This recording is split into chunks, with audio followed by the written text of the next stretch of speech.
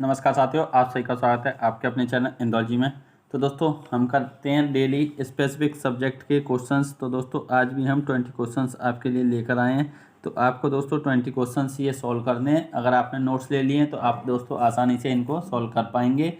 और दोस्तों आपको अगर नोट्स हिंदी और इंग्लिश अब दोनों में अवेलेबल हैं दोस्तों, तो हिंदी वाले जो साथी थे वो बहुत मैसेज आ रहे थे कि हिंदी मीडियम में चाहिए, तो दोस्तों अब वो हिंदी मीडियम में भी ले सकते हैं। नंबर आपको पता ही है दोस्तों, 7417152776 ये दोस्तों नंबर है।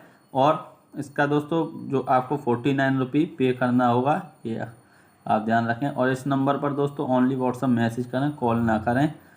तो अब हम क्वेश्चनों की ओर चलते हैं दोस्तों। क्वेश्चन दिया हुआ है कि ध्वनि तरंगों की प्रकृति होती है अनुप्रस्थ, अनुदैर्घ्य, अप्रगामी, विद्युत चुंबकीय। तो दोस्तों इंग्लिश में देखते हैं इसको। The nature of sound wave is transverse longitudinal progressive electromagnetic. तो दोस्तों अब आपको बताना है इसका सही आंसर क्या हो जाएगा। तो दोस्तों इसका सही आंसर हो जाएगा ऑप्शन ए, ट्रांसवर्स। दोस्तों इसका राइट आंसर हो जाएगा ट्रांसवर्स। तो चलते हैं हम हिंदी में देखते हैं दोस्तों इसका सही आंसर क्या है। तो इसका सही आंसर ऑप्शन ए हो जाएगा अनुप्रस्थ। क्या हो दोस्तों, ट्रांसवर्स को ही हिंदी में कहते हैं अनुप्रस्थ, ऑप्शन ए। तो चलते हैं नेक्स्ट क्वेश्चन पर। तो क्वेश्चन दिया हुआ है दोस्तों, इसको थोड़ा अब पढ़ें इसको।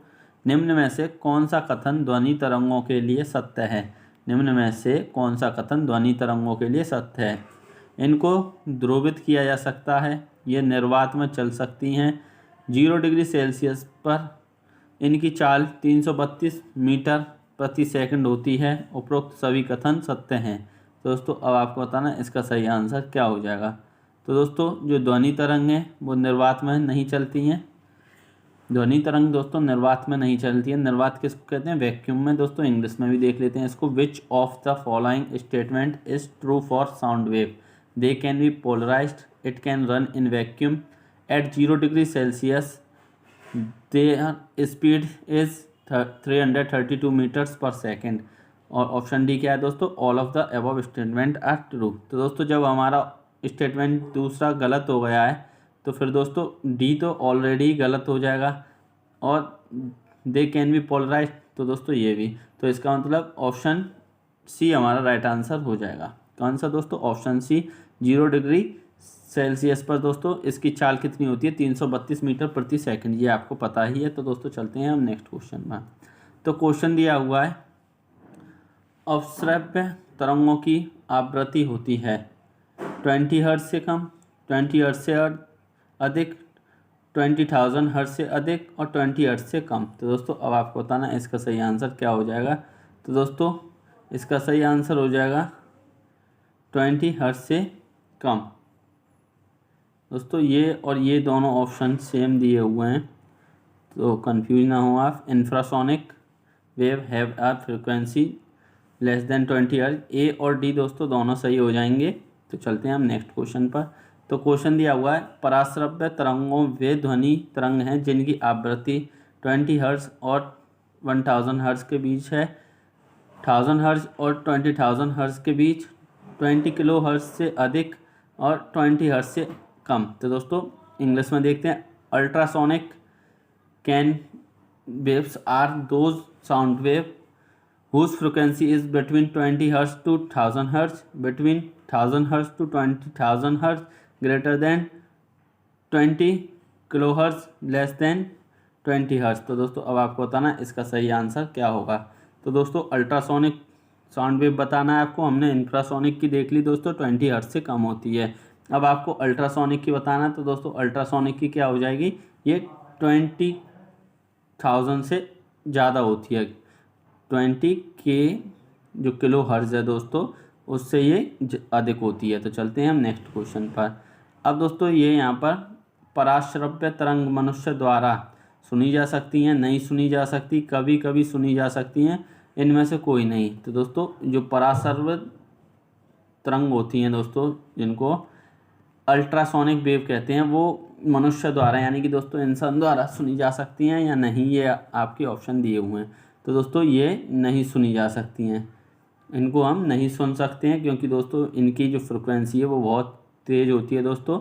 हम सिर्फ कितना सुन सकते हैं, 20 हर्ट्ज से लेकर 20,000 हर्ट्ज तक दोस्तों सुन सकते हैं, और ये 20,000 हर्ट्ज से अधिक होती हैं। तो ऑप्शन बी दोस्तों इसका राइट आंसर हो जाए। तो चलते हैं हम नेक्स्ट क्वेश्चन में। अब क्वेश्चन आता है, पराश्रव्य तरंगों को सबसे पहले किसने सीटी बजाकर उत्पन्न किया था? न्यूटन ने, गाल्टन ने, हर्ट्ज ने, फैराडे ने। तो दोस्तों इसका सही आंसर क्या हो जाएगा? ऑप्शन बी इसका राइट आंसर हो जाएगा। कौन सा दोस्तों? ऑप्शन बी इसका राइट आंसर हो जाएगा। तो चलते हैं हम नेक्स्ट क्वेश्चन पर।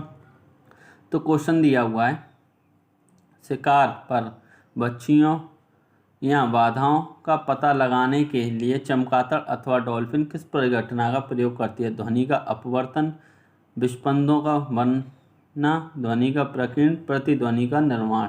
तो दोस्तों ये आपको बताना है इसका सही आंसर क्या हो जाएगा। तो दोस्तों इसको हम इंग्लिश में भी देख लेते हैं इस क्वेश्चन को। तो इंग्लिश में क्या कह रहा है ये, which phenomena is used by bats and dolphin to detect predators और obstacle? Refraction of sound, formation of vibration, scattering of sound, determining resonance. तो दोस्तों इसका सही आंसर क्या हो जाएगा? ऑप्शन डी इसका सही आंसर हो जाएगा। दोस्तों हिंदी में देखें तो प्रतिध्वनि का निर्धारण। तो दोस्तों जो साउंड जाती है, जैसे कि यहाँ पर ये बॉल है दोस्तों, और ये जो चमगादड़ आ रही है यहाँ से, तो ये एक दोस्तों अल्ट्रासोनिक साउंड वेव निकलेगी दोस्तों। तो वो इसके पास टकरा कर जाएगी, तो इसको पता चल जाएगा अगर वापस गई कि यहाँ पर सामने कुछ ऑब्स्टिकल है, कोई चीज़ है। तो दोस्तों चलते हैं हम नेक्स्ट क्वेश्चन पर। तो क्वेश्चन दिया हुआ है, कीड़ों तथा हानि पहुँचने वाले तत्वों को घरों से दूर भगाने के लिए प्रयोग में लाया जाता है?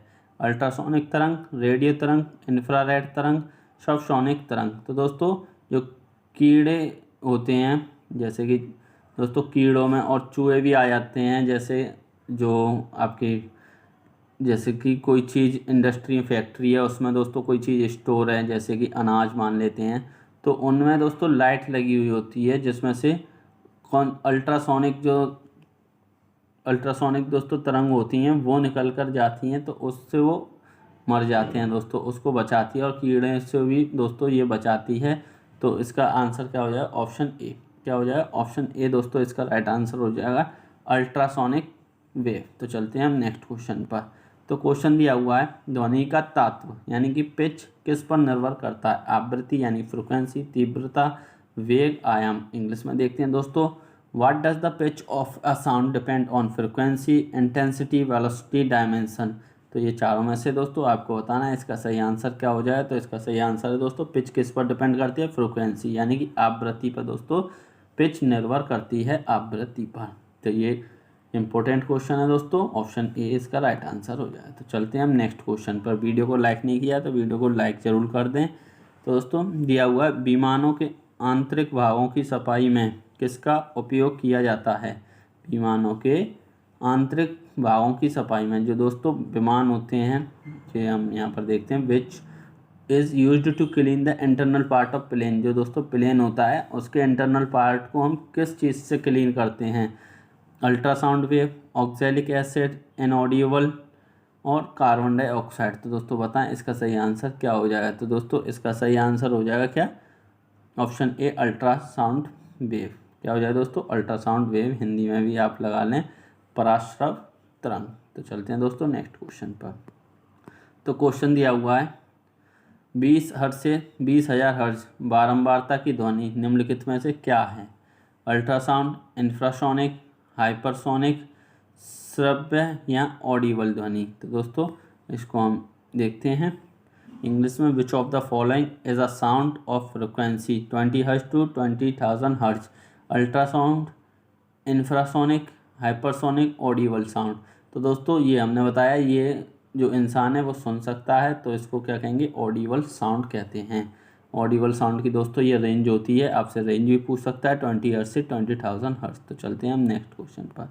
तो क्वेश्चन दिया हुआ है, तरंग का वेग। तो दोस्तों जो वेव की वेलोसिटी है वो ये v दी हुई है, आवृत्ति n तथा तरंग दैर्ध्य लैम्डा में संबंध दिया गया है। तो ये चार ऑप्शन है दोस्तों, आपको बताना है। इंग्लिश में देख लें इसको, the relation between the following frequency, velocity, frequency, wavelength of the wave is given. तो दोस्तों इसका सही आंसर क्या हो जाएगा, v equal to n lambda होता है दोस्तों, ये आपने फॉर्मूला पढ़ा होगा। v क्या है इसमें, वेलोसिटी, n क्या है इसमें फ्रिक्वेंसी, और लैम्डा क्या है, वेवलेंथ। तो दोस्तों यहाँ पर भी ऑप्शन ए आपका राइट आंसर हो जाएगा। तो चलते हैं हम नेक्स्ट क्वेश्चन पर। तो दोस्तों क्वेश्चन दिया हुआ है, चंद्रमा पर धरातल से दूर विस्फोट सुनाई नहीं पड़ता। वायुमंडल की अनुपस्थिति के कारण, चंद्रमा का गुरुत्वाकर्षण कम होने के कारण, ध्वनि तरंगों की तीव्रता कम होने के कारण, उपरोक्त में से कोई नहीं। तो दोस्तों अब इसको इंग्लिश में और देखते हैं हम। तो इंग्लिश में कह रहा है ये, the explosion is not heard far away from the earth on the moon due to absence of atmosphere, due to less gravity of the moon, due to less intensity of sound wave, none of the above. तो दोस्तों अब आपको बताना है इसका सही answer क्या हो जाएगा। तो दोस्तों इसका जो आंसर हो जाएगा वो हो जाएगा आपका ऑप्शन ए, क्योंकि वहाँ पर दोस्तों वायुमंडल नहीं है, एटमॉस्फेयर नहीं है, due to the absence of atmosphere, वायुमंडल की अनुपस्थिति के कारण दोस्तों वहाँ कोई विस्फोट सुनाई नहीं देता। तो चलते हैं हम नेक्स्ट क्वेश्चन पर। तो क्वेश्चन दिया हुआ है, चमगादड़ अंधेरे में उड़ सकती है क्योंकि अंधेरे में उसे साफ दिखाई देता है, उसकी आंखों का पीपल बहुत बड़ा होता है, वह अति तीव्र ध्वनि तरंग पैदा करती है और उसका नियंत्रण करती है। कोई भी चमगादड़ ऐसा कर सकती है। तो दोस्तों अब यहाँ बताना, bat can fly in the dark because he can see clearly in the dark, pupil of eye is very large, they generate very strong sound wave which control it, any bird can do this. तो दोस्तों ऐसा नहीं है, option D तो हमारा गलत हो जाएगा और इसका सही आंसर क्या होगा, ऑप्शन सी। ऑप्शन सी दोस्तों इसका सही आंसर हो जाएगा, दे जनरेट वेरी स्ट्रॉन्ग साउंड, जो कि अभी हमने आपको बताया था दोस्तों। तो ये उसी से कंट्रोल में, उसी को कंट्रोल कर कर दोस्तों साउंड को जब ये चलती है। तो चलते हैं नेक्स्ट क्वेश्चन पर। तो क्वेश्चन दिया हुआ है, कथन ए दिया हुआ है दोस्तों, चमगादड़ रात्रि में किसी वस्तु से बिना टकराए हुए ही उड़ता है। इसका कारण है चमगादड़ों में इंफ्रासोनिक तरंग निकलती है। तो दोस्तों पहला वाला तो हमारा सही है इसमें, पहला वाला, क्योंकि चमगादड़ रात में दोस्तों उड़ती है और किसी से टकराती भी नहीं है। लेकिन क्या वह चमगादड़ इंफ्रासोनिक साउंड निकालती है, नहीं, अल्ट्रासोनिक निकालती है। तो दोस्तों इसका मतलब कौन सा सही हो जाएगा, हमारा ए सही है, परंतु आर गलत है। तो ऑप्शन सी हमारा बिल्कुल राइट आंसर हो जाएगा। तो चलते हैं दोस्तों नेक्स्ट क्वेश्चन पर। तो क्वेश्चन दिया हुआ है, निम्न द्रव्यों में से ध्वनि सबसे तेज यात्रा करती है। तो दोस्तों आपको बताना, sound travel fast in the following substance, steel में, वायु में, निर्वात में, जल में। तो दोस्तों जो साउंड है दोस्तों वो वैक्यूम में से तो फ्लो ही नहीं होती, तो लेकिन जो मेटल होता है, ठोस होता है दोस्तों, सॉलिड में सबसे तेज होती है, फिर गैस में दोस्तों, और फिर नहीं, सॉलिड में, फिर दोस्तों लिक्विड में, फिर गैस में, इस तरीके से होता है। तो इसका ये हो जाएगा ऑप्शन ए, इसका राइट आंसर हो जाएगा दोस्तों, ऑप्शन ए इसका राइट आंसर हो जाएगा। तो चलते हैं हम नेक्स्ट क्वेश्चन पर। तो क्वेश्चन दिया हुआ है, वायु में ध्वनि की चाल 332 मीटर प्रति सेकंड होती है, यदि दाब बढ़ाकर दोगुना कर दिया जाए तो ध्वनि की चाल होगी 664 metre per second, 332 metre per second, 166 metre per second और 100 मीटर पर सेकंड। तो दोस्तों इसका सही आंसर क्या हो जाएगा, ऑप्शन बी। प्रेशर बढ़ाने से दोस्तों कोई फ़र्क नहीं पड़ेगा, वही रहेगी। The speed of sound in air is 332 metre per second, if the pressure is doubled then the speed of sound will be. तो दोस्तों कोई फ़र्क नहीं पड़ेगा, ऑप्शन बी इसका राइट आंसर हो जाएगा। तो चलते हैं हम नेक्स्ट क्वेश्चन पर।